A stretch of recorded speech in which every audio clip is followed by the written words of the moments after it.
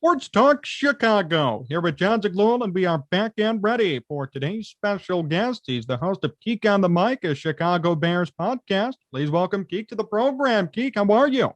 I'm doing good, John. Thanks for having me. I'm super pumped to be on your show. This is awesome. Yeah, it's great to have you here. What was your reaction to the Justin Fields news for the Bears, first off?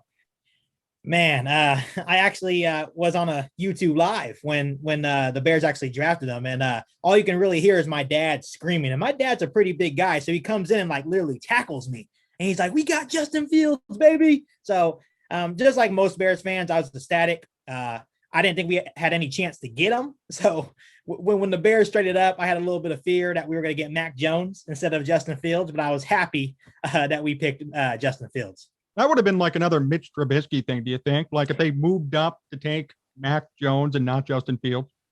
Yeah, and that's the thing that was kind of funny because, even Louis Riddick was saying it. He said, this has Matt Nagy written all over it. Matt Nagy got to choose his guy. And if Matt Nagy wasn't the coach, I have really strong feelings that Ryan Pace would have chose Mac Jones. For some reason, I felt like Ryan Pace likes guys like Mac Jones. How do you think he'll do? I mean, with Belichick, too early to say, right?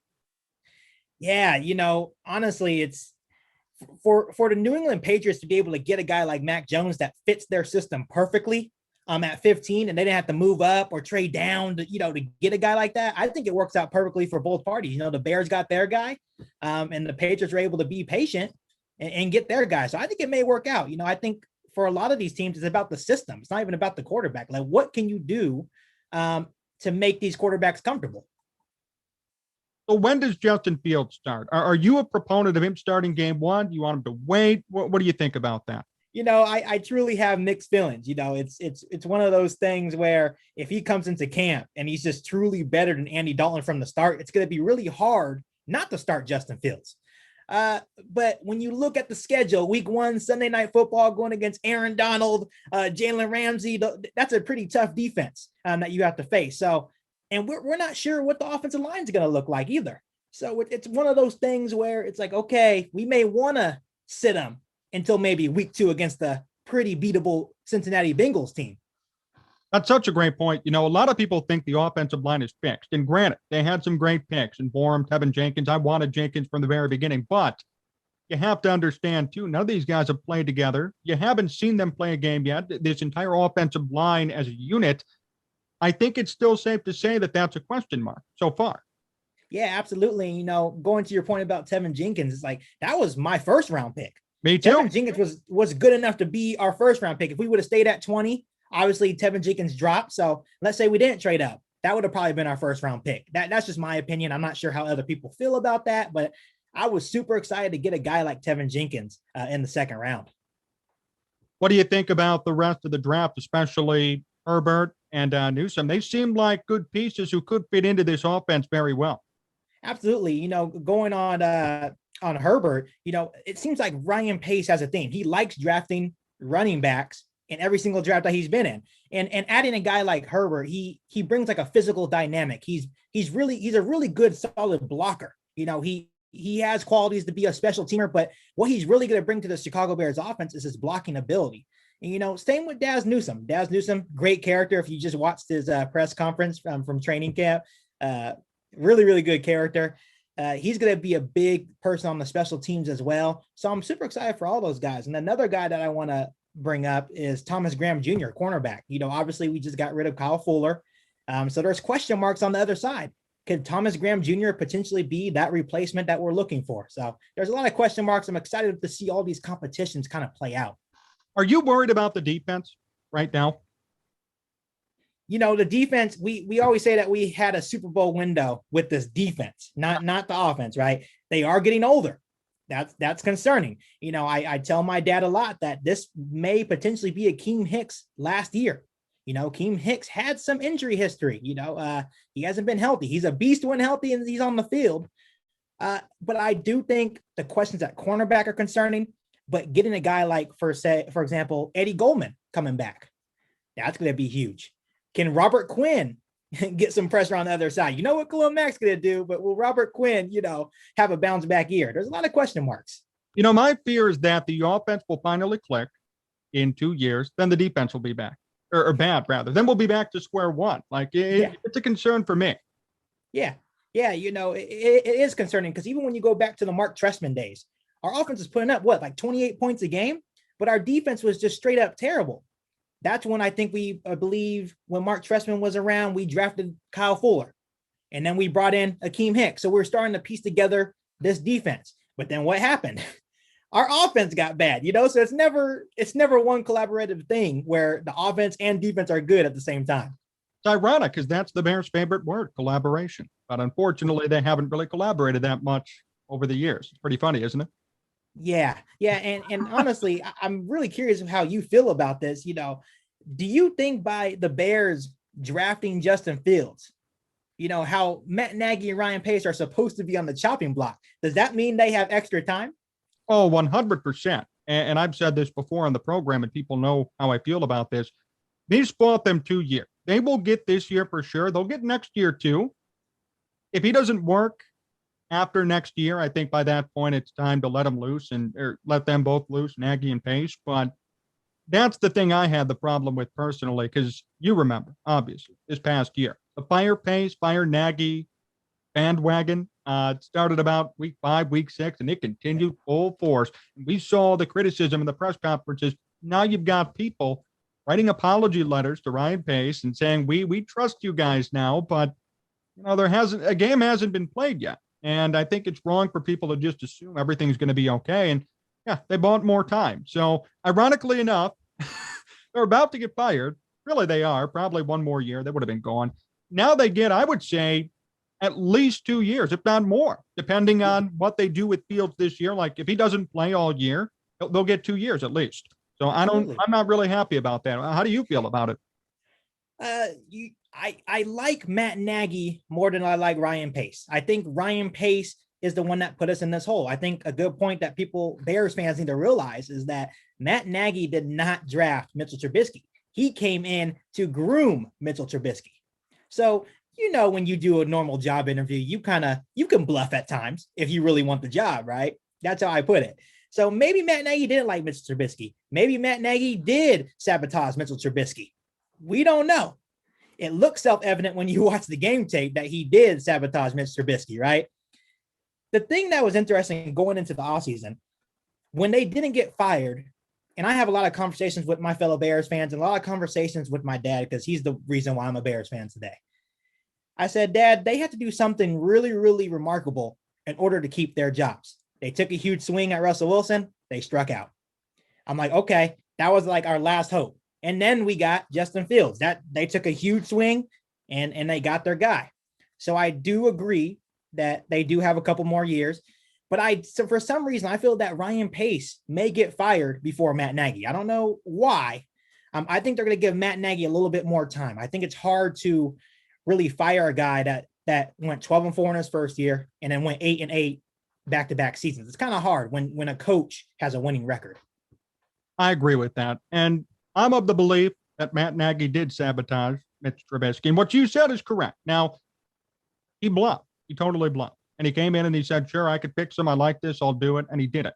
So to me, that'll never be forgivable in my book because he deceived the Bears from the beginning and he hurt a good kid's career. I mean, we see posts now where Mitch Trubisky can't even post stuff on Instagram or Twitter because everyone's just coming after him. No, he didn't ask for that. No one asked for that. That said, I like your assessment when it comes to Pace and Nagy in this whole situation. My only concern is I hope they don't overstay their welcome because it seemed like at the end of this year, they had already done that. Now they get more time, and I'm very curious to see how it plays out. Yeah, absolutely. And it's like, at what point are we going to start blaming the McCaskey family? Sure. At what point is their system maybe a little bit outdated? They're so built on the 1960s and 1970s. We're in a new era of football now. We have to bring in new people with new ideas. Like, what's wrong with bringing in Louis Riddick or maybe Peyton Manning? They are going to bring in new, fresh ideas for the franchise. I'm not saying sell the team. I'm just saying you need to bring in people that have maybe more football background than Ted Phillips, for example.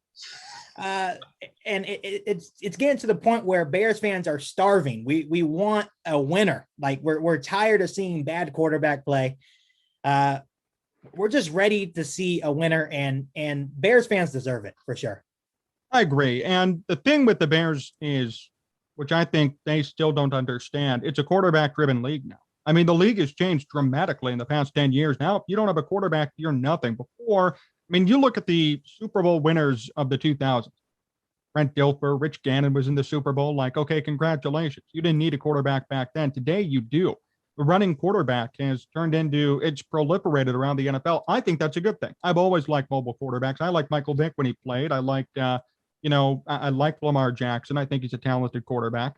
So it's nice to see those guys kind of rise. But, you look at the Bears, a couple of other teams do, and they just haven't hit that stride yet. They haven't had a click mentally that this is the way the game's going. And I think that's been a hindrance for them. It's hurt them.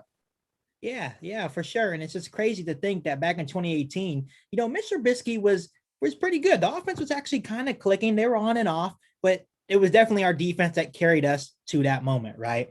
And then I think Matt Nagy got kind of bailed out by Cody Parkey missing that field goal, right? So when Cody Parkey missed that field goal, it took the attention off of Matt Nagy and the inabilities of the offense, and it was all on Cody Parkey, right? So I think Matt Nagy's been kind of escaping, like dodging, as it comes to, it's your fault, man. Like if you can't get Justin Fields to a point where he can lead this offense, you got to go, so. That's proof too. And that's what I said to my program as well. Now you get another chance. You're blessed to get another chance. You shouldn't have gotten another chance. So now that it's happened, if this doesn't work, it's obviously the coach.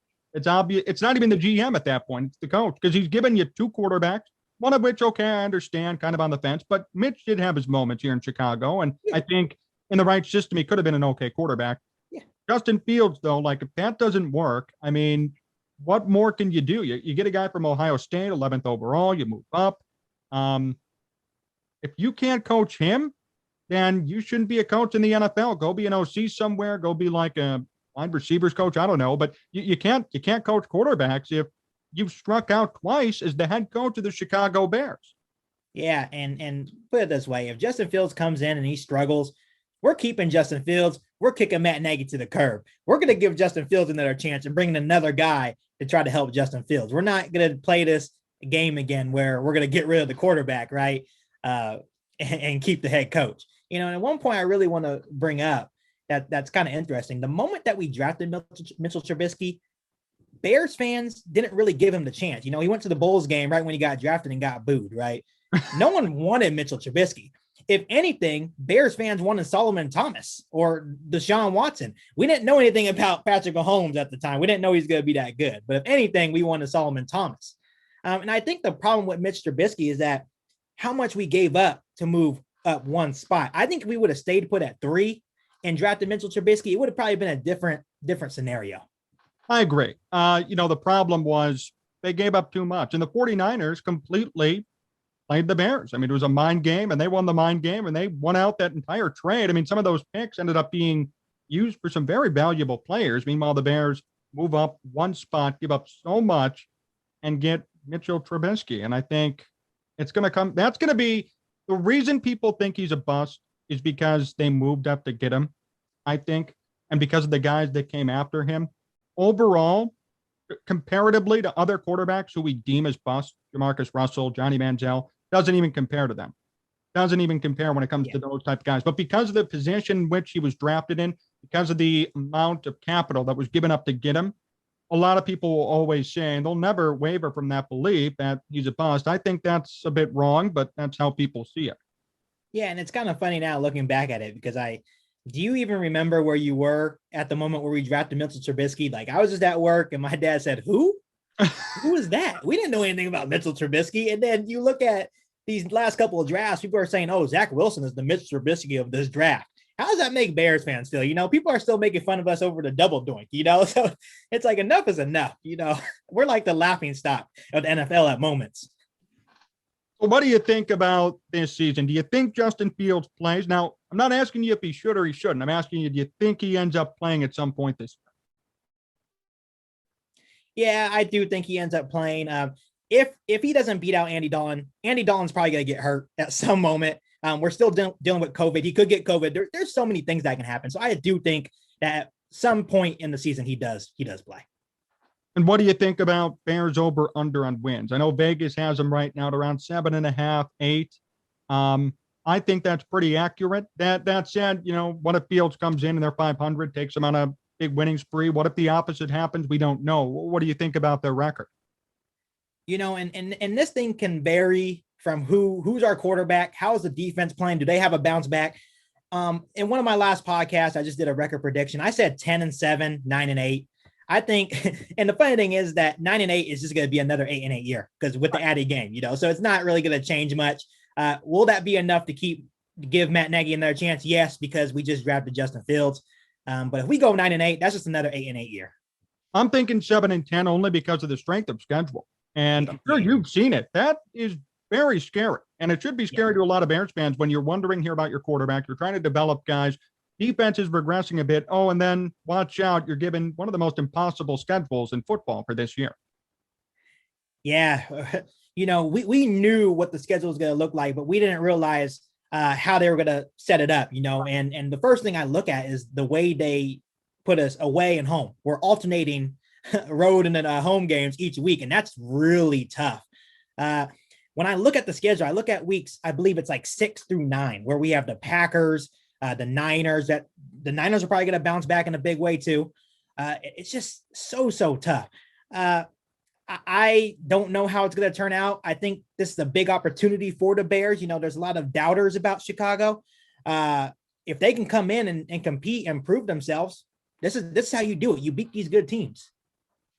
Yeah, I think there's an opportunity for them to shock a couple of teams for sure, because everyone's going to come in thinking, oh, it's the Bears, quarterback controversy. They're in shambles right now.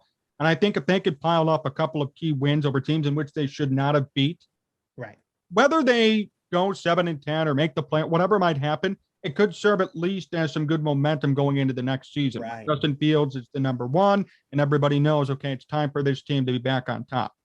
Right. And the good news about this is that our schedule is not always going to be this hard. Right. This is a very once in a lifetime tough schedule, just looking at it, it's like you can't be intimidating of it.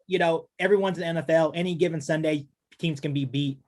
I'm looking forward to it. Starting off with that Sunday night opener against the Rams. I'm looking forward to it. Who do you think wins that one? I mean, come on. Do you really think the Bears are going to win that game right now? I sure as hell don't. I gave the Bears a loss on that one. I think they're going to come out playing inspired football. Everyone's going to be juiced up. I just think the Rams defense is too good. I'm not sure how the Rams offense is going to look.